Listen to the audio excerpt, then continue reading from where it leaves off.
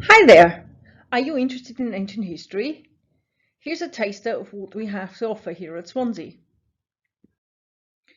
I'm Maria Pretzler and I teach Greek history here at Swansea. At the moment I'm writing a book on the Peloponnesian League, that's Sparta's allies. So today I'm going to try to convince you that diplomacy mattered for Spartan power, probably more than their fighting skills. So what were Spartans actually like? The first you think of are Spartans as fighters. That's of course important, but being impressive fighters isn't actually enough. Remember, Leonidas and his 300 Spartans were brave, but they all ended up dead, and the Persians walked into Greece anyway.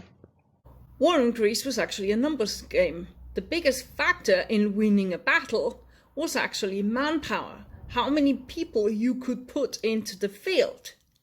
Yes, of course, technique, tactics, and good fighting skills obviously made a difference. There are examples where the smaller force won a battle, but on the whole that was seen as a surprise. The most important aspect is still how many people you can bring into the field. So if we look at Spartan numbers, they kept going down, and the drop is pretty extreme.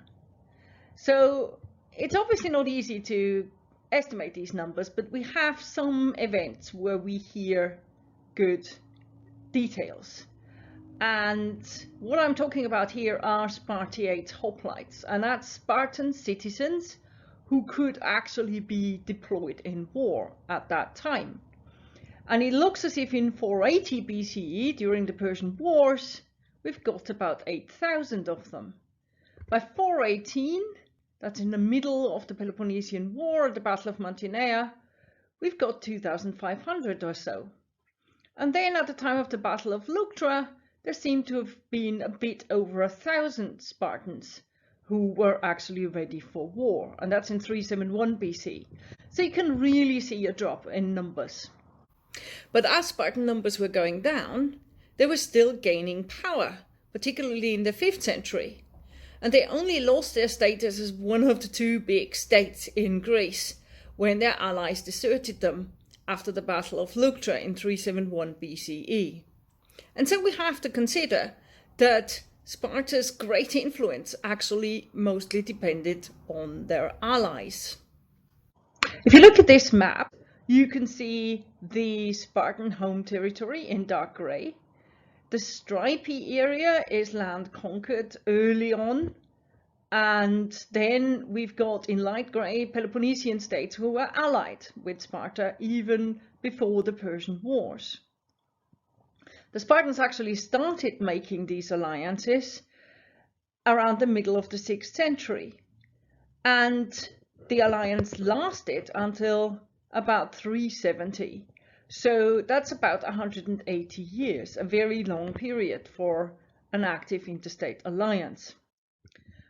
The obligations of the allies were, as Xenophon tells us, to count the same people, friends and enemies as the Lacedaemonians did, and to follow the Lacedaemonians or Spartans, both by land and by sea, wherever they should lead the way. Now, these treaties that the Spartans made with all these states were a bit one-sided.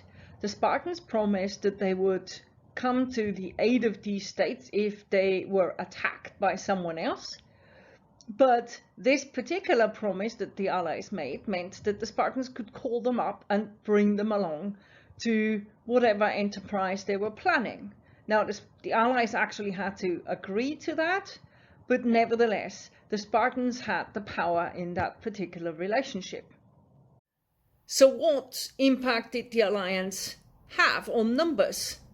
There is one event where we can really tell, and that's the Battle of Plataea in 479 BCE, because Herodotus tells us about all the little contingents of the different states and how many men each of the states sent.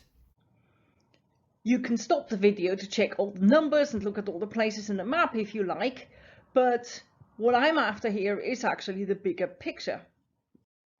So what we've got is a long list of states. In bold, we've got all the ones who were allies of Sparta even before the Persian Wars. And you can actually see just how many numbers they contribute. And these aren't even all the allies Sparta had at the time. Some didn't actually turn up.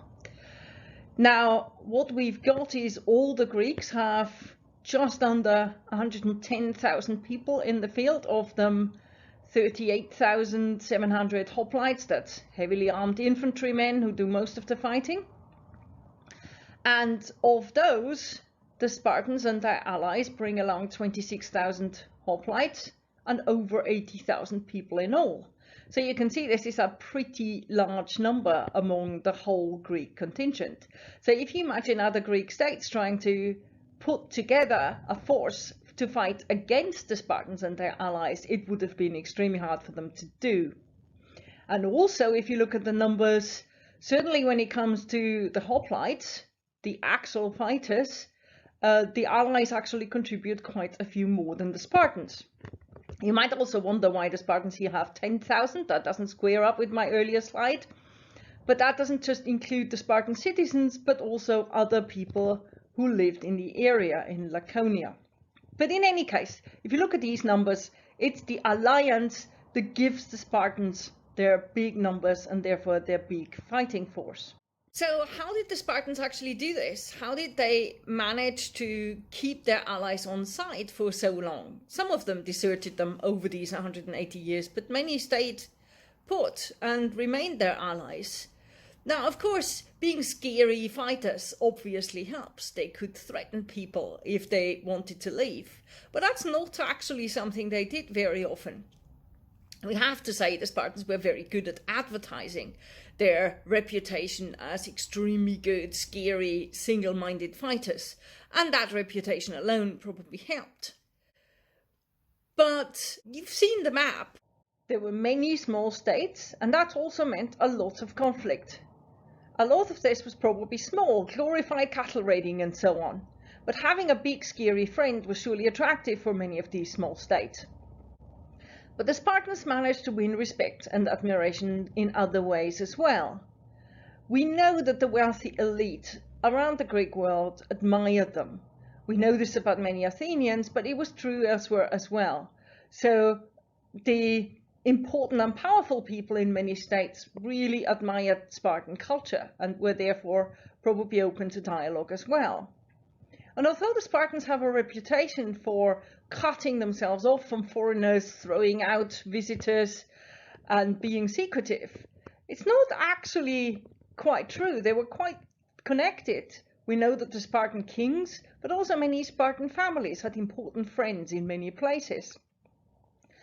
And what's particularly important is that the Spartans were very effective diplomats. And I think we shouldn't be surprised about this, because their power in war and in politics actually depended on diplomacy. Thanks for listening. There is a lot more. Look around at our website and YouTube channel and follow us on Twitter. The UCAS deadline has just been extended to 29th of January. More time to look around.